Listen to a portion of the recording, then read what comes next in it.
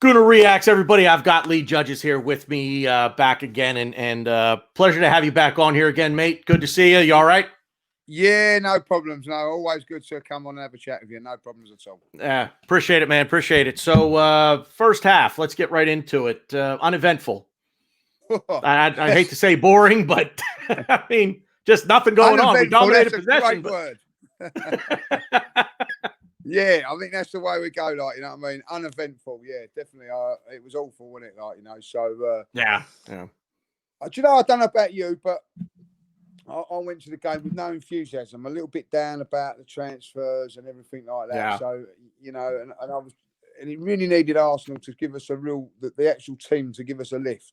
I felt that anyway, and I felt that in the first half they didn't. You know, so and it was pretty poor, but. Yeah, the less said about that first half, the better, I think. Fair enough. Yeah, I'm kind of with you on that, man. After the news of yesterday, I was pretty down and kind of became one of those reactionary Twitter fans and said some stupid things that I kind of regret. But you know what? I'm going to take it on the chin. I'm going to own it. It's going to stay out there. I'm not going to take it down and let the chips fall where they may. But you know, at the end of the day, like you said, I think a lot of us were kind of down going into this thing after yesterday, and you know, fortunately in the second half, you know, things kind of turned around, and I'm gonna. This is twice in a row you and I are talking now, and I'm going to bring up Mo El-Neni's name. Another absolutely just brilliant performance from him, and I really think he got the ball rolling, no pun intended, on the first goal that we scored. He done fantastically well for the first goal, didn't he? You know, listen, people criticise El-Neni, and I don't really see why. I don't get the justification from it, really. I think that you know, he's a £5 million player. That tells you everything. You know, he's a very, very good squad player, and you're never going to win nothing with 11 players. You've got to have a decent squad, and I think he's gone to Turkey. He's got game time under his belt. He's got better. He's improved. He's never going to win the title at Arsenal in that midfield, but he could be one of the, you know, a squad member that could do it. You know, you look back at all the great sides back in from the 70s onwards. They always had one or two very, very good squad players, and you talk to anybody that played with those players, you ain't going to win nothing with them, you know, and without them. Sorry, It goes into any level of football as well. You know. You've got your 11 players or your team that everybody knows. You know, even when I played, you knew what the 11 were going to be. But those guys coming in and playing when you had injuries or suspensions and all that were vital to the squad. And he's vital to what we're going to be doing. I thought we done really well today. Again, as you said, done well for the goal. And you know what I like about him? He just keeps everything simple. And he's not going out there looking for the glory. He's not going out there looking for the pass that's going to win games. He just looks to keep it all ticking away, doing a job, and very, very disciplined. And I really, you know, And do you know what? If you spoke to him, he'd probably say to you, "Do you know what? Yeah, I've got my limitations. I'm probably lucky to be playing at a club like Arsenal, but my God, I'm going to give it my best shot." I can't see nothing wrong with it, and I don't understand why people are on his back about it. If I'll be honest. You know what, to that point about, you know, if you were to ask him what he would say, we were talking on the same old AFC USA here a couple of weeks ago about El-Neni, and one of the guys on the show said to me, he's going to give you everything that he has. He's going to give you his 100%. His 100% may only be 65 or 70% of what our best player is or what some of our best players are, but you're going to get that 110% effort from him, match in, match out. And you're absolutely right, Lee. He's not a guy, he's not a glory hound, and he's not going to be out there chasing the accolades. He's going to keep it simple, play his game, do what he's told, and hopefully, you know, make a good touch on the ball, make a good pass, make a good tackle, and just do the dirty work that needs to be done. And like you said, just really keep things simple. I was just, again, he's my man of the match today, and I'll get into asking you your man of the match here in just a minute or so. But the second goal, the two goals overall, the first goal, brilliant team play, brilliant team build up. And that's what you like to see from Arsenal. That's old school Arsenal right there.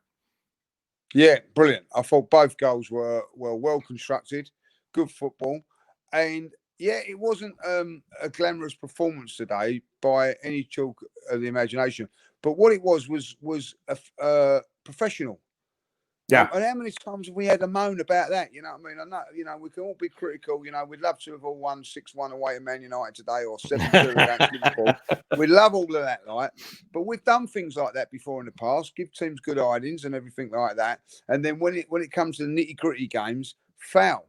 But today we didn't foul. You know what I mean? I thought we played really, really well. I thought the second goal, I think that Hector Bellerin's got to take a lot of credit for. I think he was very, very instrumental in both goals today. Everybody's quick to get onto his back as well.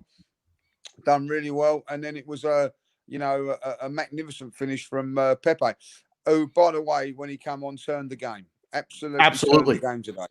So on that note, I want to ask you, we have been playing Aubameyang on the left now for a year and a half.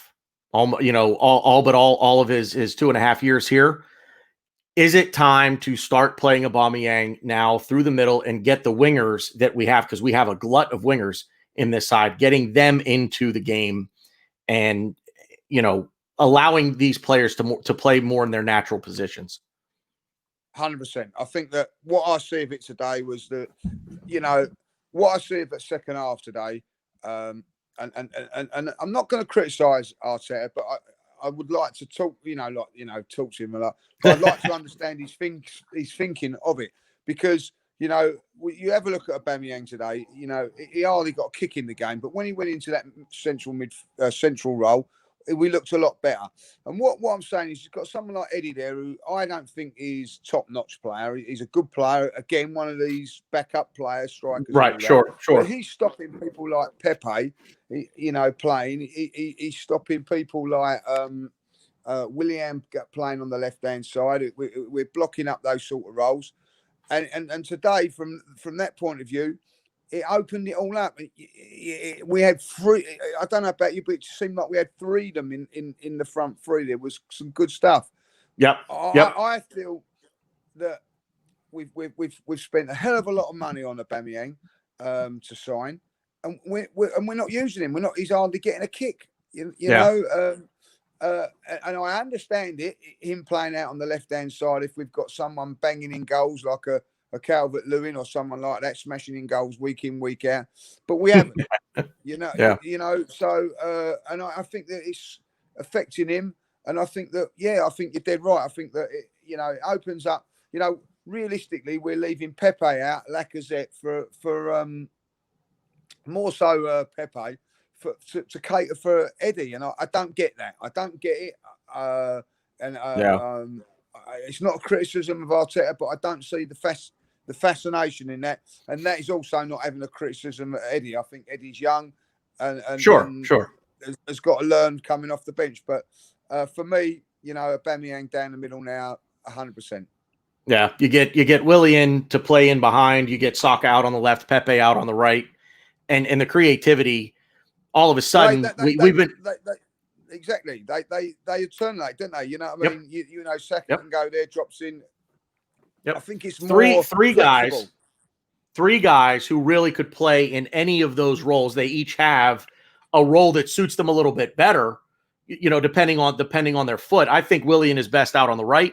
I think Pepe is best out on the right, and I think Saka is best on the left. But all three of them could play either side and can play in the middle.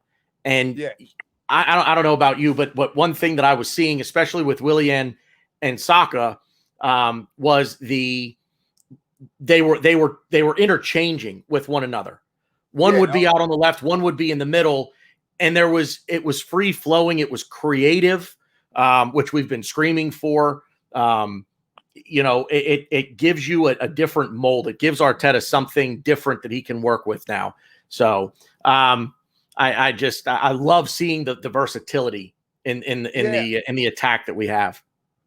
100% agree with you. And when teams are playing banks of 4 or 5 behind it as well, sometimes you can be a little bit static with a thing. But with them moving about all the time, you can just take one of their players out and it can open up something. And also then if you've got that good movement coming forward, from those players there. It helps the players from behind, the midfield players, to pick somebody out, you know, and that's what happened.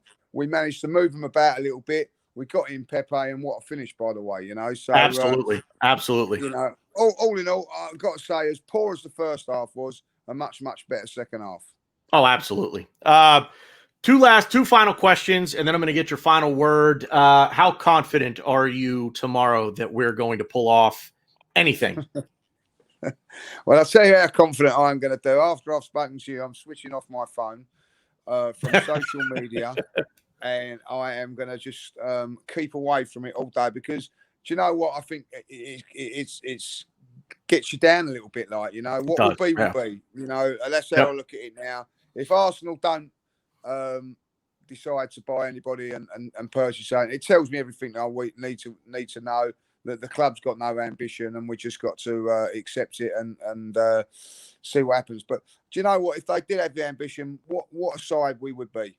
You know what I mean? Like, what a chance we'd have if we, you know, because I'm going to say this now, and I said on an interview today, as poor as I think, you know, it's been I think shambolic what we're going into the last day without any midfield players, which we've, you know, when I look at it, that midfield got us 8th place in the league last season. We've not changed it one bit. You know, to go into the last day of the transfer window, we've not addressing that is shambolic from the board. Edu, Arteta himself has got to take blame for that. It's been shambolic. But the one good thing they have done, and when I look at people like Maguire, £80 million today, I've watched him. I've watched Bailly, who I think is £30 million.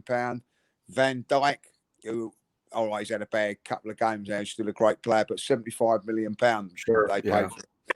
To get Gabriel for how much we got him for is a tremendous bit of business. Tremendous bit of business. You know what I mean? So whoever done that, fantastic, because he looks a fantastic player for exactly what we've wanted for a very, very long while.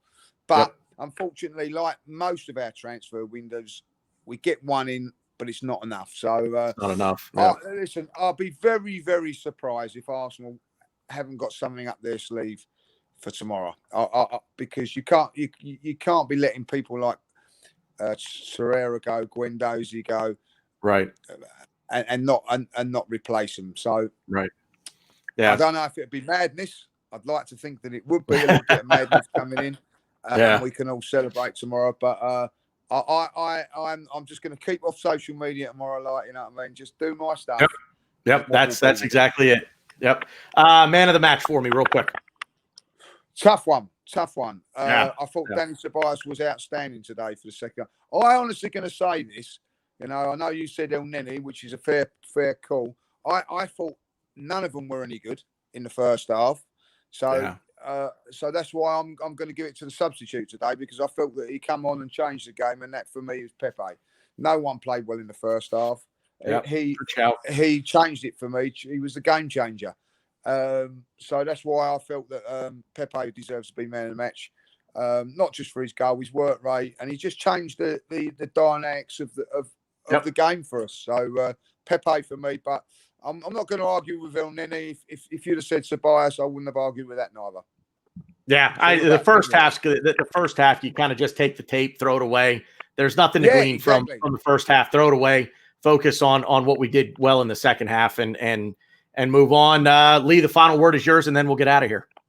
Well, I'll tell you what. As I thought, as poor as Arteta was in the first half with the team selection and tactics, turned it around with the substitution. I think he's got to be given credit for that, because he didn't waste time. He'd done it early, and that substitution changed the game. So for him, a pat on the back for him. Let's just hope that Arsenal do some madness tomorrow to make us Gooners all very, very optimistic going into the season, because at the moment we've got 9 points. We're in a good position, got a nice little platform to go on. Please do the business. Back this manager. Arsenal fans have been spending in the shops, as you can see. You know what I mean? Like, we need to. Yeah, exactly. We need the club now to spend a bit as well. Yeah, take the money that I've poured into this club over the past decade or so, and start putting that money towards some good business. So, Lee, a pleasure, man. Thank you so much for doing this. Appreciate it, and hopefully we get to do it again in in a couple of weeks after the international break. Definitely do it. Yeah, no problems. Appreciate it, man. Thank you. No worries. See you, Lee. Cheers on.